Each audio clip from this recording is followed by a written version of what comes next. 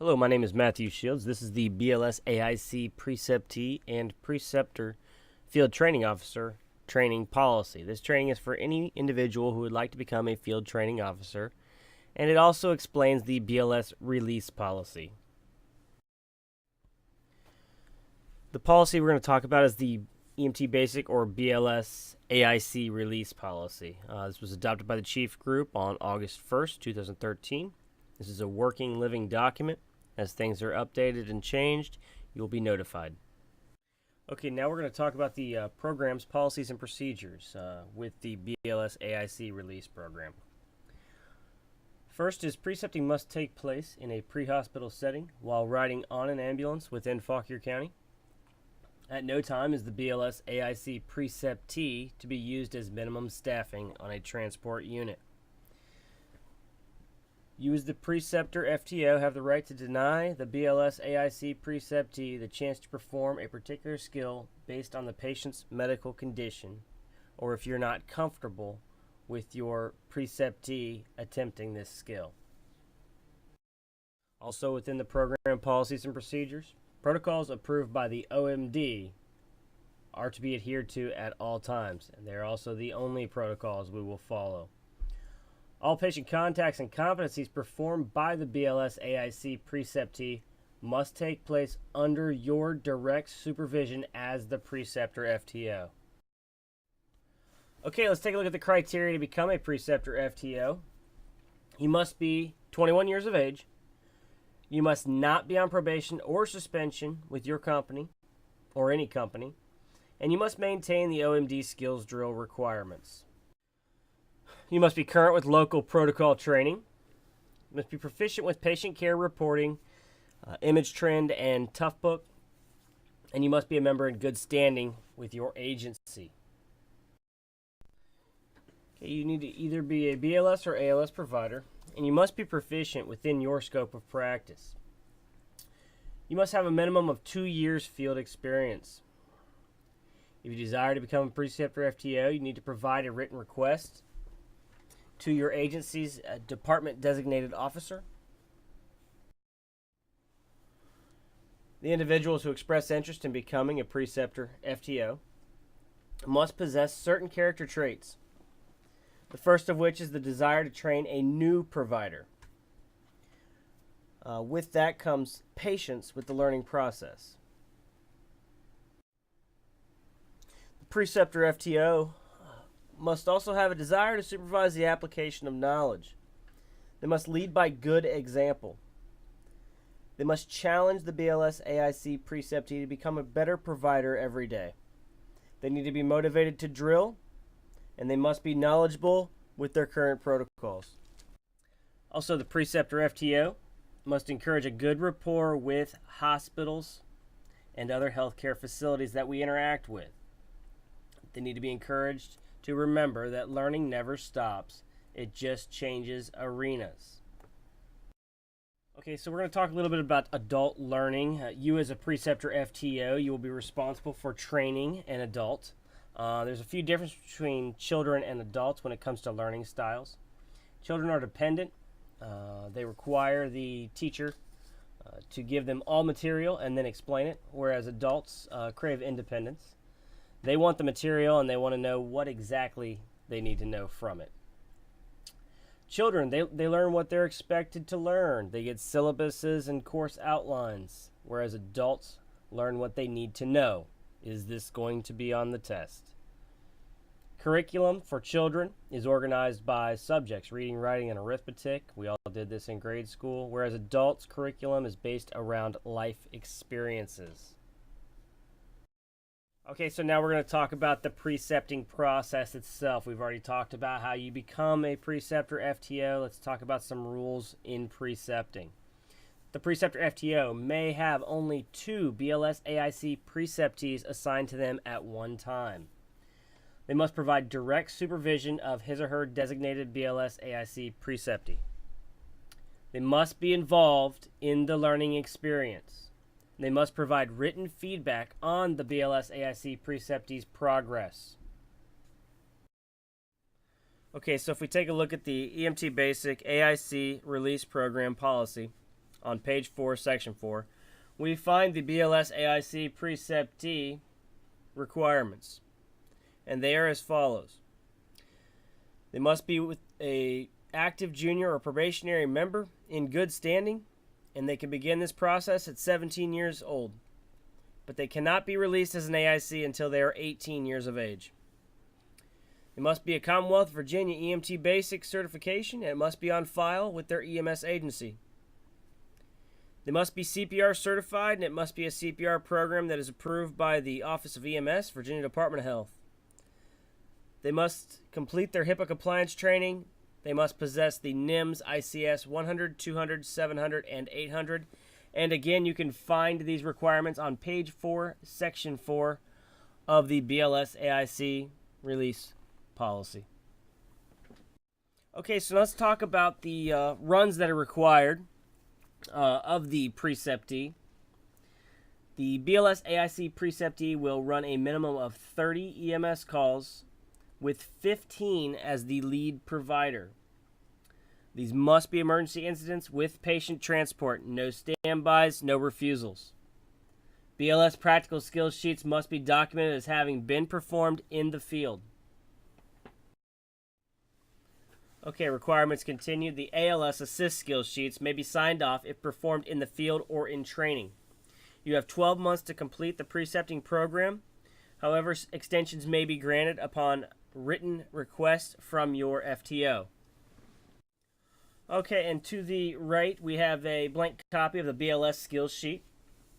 Again, these must be performed in the field on an emergency patient, not in training. And here we have a copy of the ALS assist skills sheet. And again, these may be performed either in the field or in training. Okay, so what are the requirements for the BLS AIC Preceptee to complete this program? Well, first, a final competency evaluation is performed by the BLS FTO pertaining to the information covered during precepting. Completion of all documentation required during the release program. And final approval of all providers will come from the Fauquier County OMD. Okay, so during this final competency evaluation that the FTO will conduct, there's a few questions they need to ask themselves. Is the BLS AIC ready? What is your comfort level as an FTO? What is their comfort level? How proficient are they in their skill level? List their strengths and weaknesses and perform an assessment.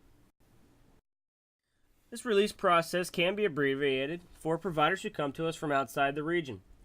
They must be an experienced provider, and we can expedite the training through the release process, but they must demonstrate skills as both a BLS provider and as an AIC. The minimum requirements are for that provider to furnish a letter of competency from their operational medical director. They must obtain 5 BLS emergencies with an FTO as the lead provider. Skills sheets must be completed with mandatory field skills demonstrated. They must receive a passing score on a written and practical evaluation. And they must be approved to operate by the OMD. Of course, as a Preceptor FTO, there are some daily expectations. Number 1 is overall professionalism. Also, every patient contact must have a call evaluation sheet completed by you, the FTO, and your BLS AIC Preceptee must review. Also, the daily performance evaluation sheets also need to be completed by you, the FTO, and discussed with the BLS AIC Preceptee. Here's a blank copy of a call evaluation sheet. Please note to the right of the page, the very large blank space. Please fill this in as much as possible. The more you fill this in, the more direction you'll be providing to your Preceptee to help them become a better provider. Okay, and here's a call evaluation sheet. This is just an example of one that is filled out. Please take time to read the comments on the right-hand side of the page.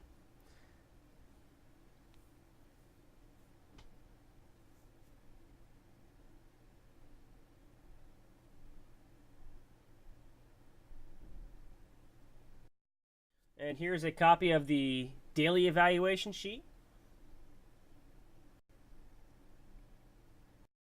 Here's a copy of a daily evaluation sheet that's been completed. Once again, you're to review this with your BLS AIC preceptee at the end of every shift. That way we can address any issues before they become problems. Okay, so we're going to talk about the call evaluation sheets and the daily evaluation sheets. The review of these sheets is actually your opportunity to be a field training officer. You're going to work with the BLS AIC preceptee on any issues pertaining to the call of the day. You're going to address them there. That way they don't become problems. That way they don't become bad habits. However, keep in mind, there's more than one way to do something right. There's more than one way to do something correctly. You as a Preceptor FTO need to be open-minded enough to realize that you must have more than one tool in your arsenal as well when it comes to treating a patient. Before you start training anybody, you must do a self-evaluation to determine if you have any bad habits in EMS. That way we don't pass those on to our new providers.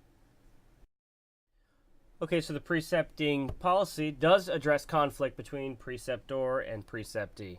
Refer to page 6 of the release program policy. However, keep in mind, everyone is different.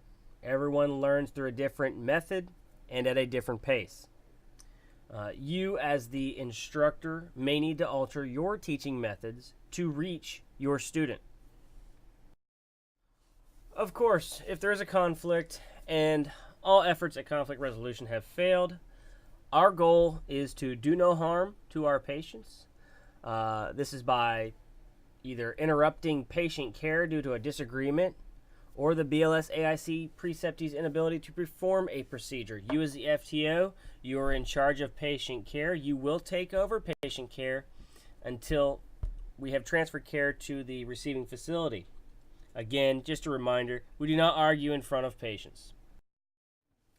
The BLS AIC preceptee can be suspended or terminated from the program at any time for any of the following reasons, and this is not an exclusive list: inappropriate patient contact, inappropriate appearance, the appearance or odor of intoxication, or any decreased level of proper functioning for any reason. Further information can be found on page 7 of the release program policy.